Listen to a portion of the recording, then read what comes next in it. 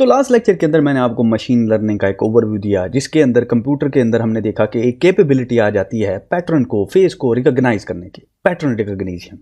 एक general example है machine learning की। और ये पैटर्न रिकॉग्निशन कैसे आती है, ये कुछ एल्गोरिदम्स हैं उनकी वजह से आती है, अभी हम उनको डिस्कस नहीं करते।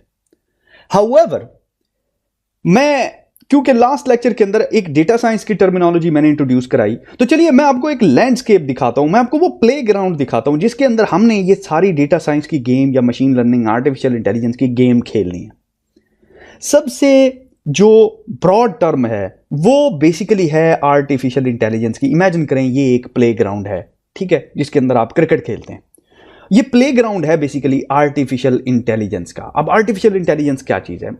आर्टिफिशियल इंटेलिजेंस जो है वो है कि जिस तरीके से ह्यूमंस के अंदर इंटेलिजेंस होती है, वही इंटेलिजेंस अगर हम लेट से रेप्लिकेट कर दें, लेट से वही इंटेलिजेंस अगर हम कॉपी कर दें मशीन्स के अंदर, तो उसको कहते हैं आर्टिफिशियल इंटेलिजेंस।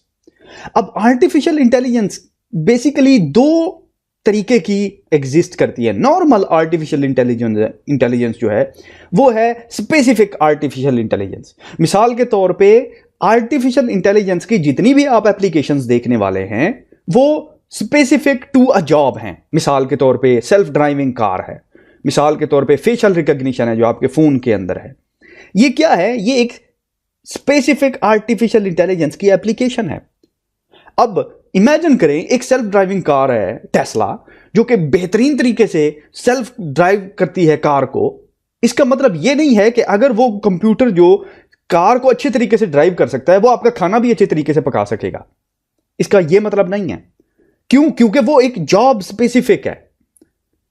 इसको कहते हैं स्पेसिफिक आर्टिफिशियल इंटेलिजेंस। इसके बरक्स एक दूसरी आर्टिफिशियल इंटेलिजेंस है जो कि ज्यादा मुश्किल है, वो है जनरल आर्टिफिशियल इंटेलिजेंस।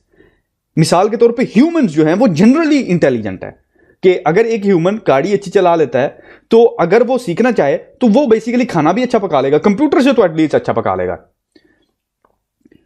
तो ये है मेन प्लेग्राउंड। अब इस आर्टिफिशियल इंटेलिजेंस के अंदर बेसिकली एक और फील्ड एग्जिस्ट करता है जिसको बेसिकली कहते हैं मशीन लर्निंग। मैं इसको एमएल कह रहा हूं, मशीन लर्निंग। अब मशीन लर्निंग क्या करती है कि एल्गोरिदम को यूज करके, जैसा कि आपने देखा कि पिछले लेक्चर में, वो क्या करती है? पैटर्न को रिकॉग्नाइज करती है, और ये सिंगल एप्लीकेशन है। अब इस मशीन लर्निंग के अंदर एक और फील्ड एग्जिस्ट करता है जिसको कहते हैं डीप लर्निंग। मैं इसको कह रहा हूं डीएस। अब याद रहे ये जो डीप लर्निंग है बेसिकली यूं समझिए ये ऐसा ही है कि हम मशीन लर्निंग को मजीद स्पेसिफिक कर रहे हैं कि हम मशीन लर्निंग अचीव करते हैं यूजिंग डीप लर्निंग।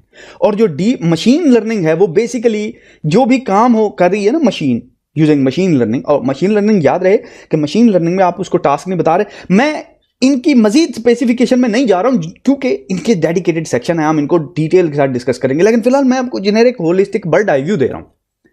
तो ये जितना भी आप डेटा साइंस अप्लाई करते, डीप लर्निंग अप्लाई करते हैं या मशीन लर्निंग अप्लाई करते हैं, एंड गोल ये है कि आप एक आर्टिफिशियल इंटेलिजेंस क्रिएट कर रहे हैं। एक और टर्मिनोलॉजी जो बेसिकली मैंने यूज की लास्ट लेक्चर के अंदर वो थी डेटा साइंस, डीएस।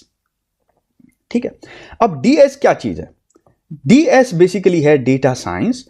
और डेटा साइंस जो है याद रहे कि जितना भी आपने काम करना है मशीन लर्निंग या आर्टिफिशियल इंटेलिजेंस या डीप लर्निंग के अंदर, वो बेस्ड होगा डेटा साइंस के ऊपर। तो इसका मतलब यह है कि एक डेटा साइंटिस्ट को आर्टिफिशियल इंटेलिजेंस के बारे में आइडिया होना चाहिए, और एक आर्टिफिशियल इंटेलिजेंस के लेट से इंजीनियर को या के एक्सपर्ट को डेटा साइंस के बारे में आइडिया होना चाहिए।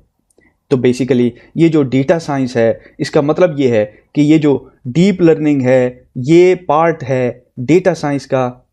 डीप लर्निंग को मैंने डीएस लिखा हुआ बाय द वे, तो ये डीप लर्निंग डीएल कर देता हूं मैं।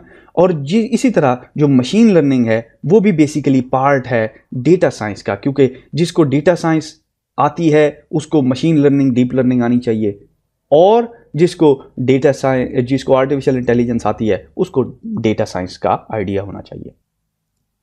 अब ये जो डेटा साइंस और आर्टिफिशियल इंटेलिजेंस की मैंने बात की, इनको अप्रोच करने के दो तरीके हैं। इमेजिन करें, और वो दो तरीके बेसिकली क्या हैं उनको एक्सप्लेन कर रहा हूं मैं। इमेजिन करें ये एक दरख्त है, ठीक है, ये एक ट्री है, और इस ट्री की खासियत ये है कि इसके ऊपर कुछ फ्रूट लगे हुए हैं। इमेजिन करिए मैंगो का ट्री है और इसके ऊपर 2 मैंगो लगे हुए हैं। ऑफ कोर्स आपको पता है कि ट्री के रूट्स होते हैं।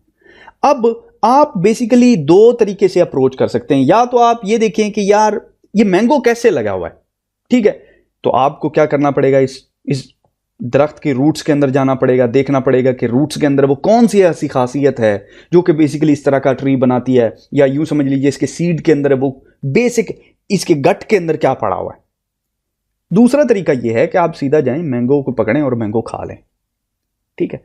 तो इधर आप रूट की तरफ जा सकते हैं या फिर आप फ्रूट की तरफ जा सकते हैं। इसका मतलब यह है कि ये जो डेटा साइंस और आर्टिफिशियल इंटेलिजेंस है, इसको 2 तरीके से हम अप्रोच कर सकते हैं। या तो हम इनकी रूट को देखें कि ये इनके पीछे जो मैथमेटिकल एल्गोरिदम्स हैं वो कैसे डिवाइस करने, उसको डिजाइन कैसे करना, एक तो ये। दूसरा, हम इनकी एप्लीकेशंस को देखें।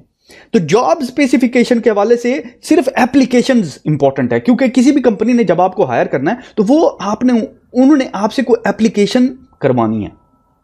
तो हमने बेसिकली जो फोकस करना है वो एप्लीकेशन यानी कि फ्रूट के ऊपर करना है, रूट के ऊपर नहीं करना। ओके, तो सो फॉर सो गुड। तो यहां पे इस लेक्चर को करते हैं क्लोज। नेक्स्ट लेक्चर के अंदर हम एक छोटा सा प्रोजेक्ट करेंगे।